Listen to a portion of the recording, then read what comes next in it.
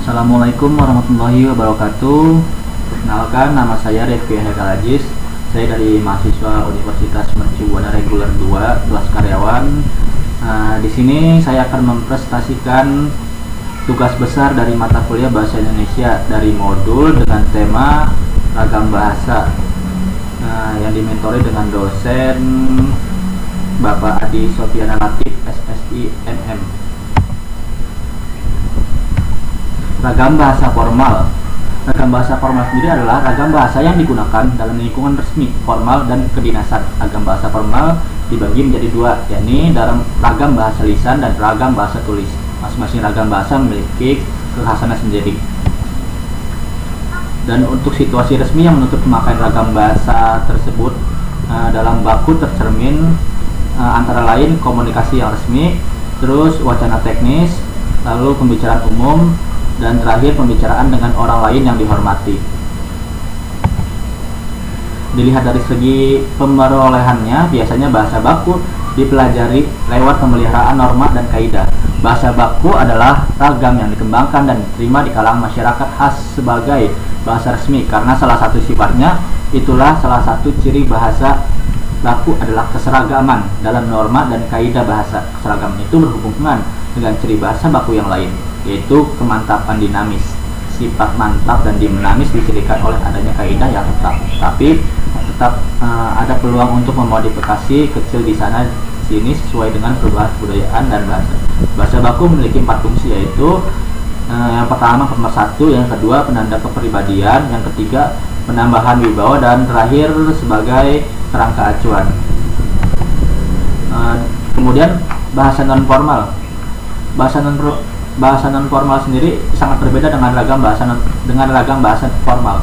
Ragam bahasa non formal ini digunakan dalam situasi yang tidak resmi, dalam situasi yang santai, sehingga menimbulkan keakraban antara para pemakai bahasa atau komunikator dan komunikan. Untuk hal yang penting dalam komunikasi non formal adalah yang penting komunikatif, saling memahami dan tidak terjadi kesalahan dalam komunikasi. Ragam bahasa non formal lisan dipakai untuk berbicara sehari-hari di rumah, bergunjing, bercerita, ngobrol santai. Lalu ragam bahasa non formal ditulis untuk menulis surat kepada kerabat, teman, pacar, atau menulis catatan harian atau diary. Ragam lisan. Untuk ragam lisan sendiri ialah bahasa yang diajukan oleh pemakai bahasa ketika dapat menemukan ragam lisan yang standar, misalnya pada pidato atau sambutan, dan ragam lisan yang non standar, misalnya dalam percakapan dengan teman. Ciri-ciri ragam lisan ialah antara lain memerlukan kehadiran orang lain yang jelas dia sendiri. Yang kedua, unsur gramatikal tidak diungkapkan secara lengkap, dan yang ketiga, etika ruang dan waktunya, dan yang terakhir dipengaruhi oleh intonasi suara. Ragam bahasa lisan adalah bahan yang dihasilkan alat ucap atau organ of speech dengan fonem sebagai unsur dasar. Dalam ragam lisan kita berurusan dengan tata bahasa, kosakata, dan lafal. Bahasa lisan lebih ekspresif di mana mimik, intonasi, dan gerakan tubuh dapat bercampur menjadi satu untuk mendukung komunikasi yang dilakukan. Lalu ragam tulis. Ragam tulis ialah bahasa yang digunakan, bahasa yang ditulis atau yang tercetak. Ragam tulis pun dapat berupa ragam tulis yang standar maupun non standar. Ragam tulis yang standar kita temukan dalam buku-buku pelajaran, teks, majalah, surat kabar, poster, dan iklan. Kita juga dapat menemukan ragam tulis non standar dalam majalah, remaja, iklan, atau poster. Ciri-ciri ragam tulis antara lain ialah 1. Tidak memerlukan kehadiran orang lain. 2. Unsur gramatikal dihadirkan secara lengkap dan detail. Dan ketiga, tidak terikat ruang dan waktu.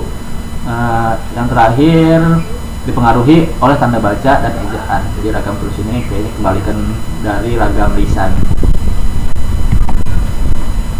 Selanjutnya, ragam bahasa ilmiah. Ragam bahasa ilmiah adalah sarana verbal yang efektif, efisien, baik, dan benar. Ragam ini lazim digunakan untuk mengomunikasikan proses kegiatan hasil penelitian ilmiah di bidang ilmu keperluan akan bahasa yang khusus dengan peristilahan pengungkapan dan perlambangan yang serba khusus sangat terasa. Hal ini karena ada hubungan timbal balik antara kemajuan ilmu dan kemampuan bahasa yang merekam kemajuan itu menjelaskan dan menyampaikan kepada pihak lain. Secara umum, bahasa keilmuan memiliki ciri-ciri antara lain bahasa ilmu itu lugas dan cermat. Lalu bahasa ilmu itu gayanya ekonomis, bahasa ilmu itu objektif, bahasa ilmu itu tidak melibatkan perasaan, bahasa ilmu itu mengutamakan informasi dan imajinasi, bahasa ilmu itu gayanya tidak meluap-luap, bahasa ilmu itu cenderung membekukan makna kata. Selanjutnya ragam sastra. Ragam bahasa sastra sendiri banyak menggunakan kalimat-kalimat yang tidak efektif, penggambaran yang sejelas-jelasnya melalui rangkaian kata bermakna konotasi sering dipakai dalam ragam bahasa sastra. Ini dilakukan agar tercipta pencitraan di dalam imajinasi pembaca. Ragam ini lebih mengutamakan unsur-unsur keindahan seni. Penulis cenderung menekankan gaya pengungkapan simbol dengan memadukan ekstensif, misalnya dalam roman, novel, dan cerpen. Bahasa sastra merupakan salah satu fenomena bahasa dalam sosiolinguistik. Bahasa sastra memiliki karakteristik yang berbeda. Ada unsur permainan bahasa, bahasa disiasati, dimanipulasi, diberdayagunakan sedemikian rupa untuk mencapai tujuan efek tertentu atau efek estetis.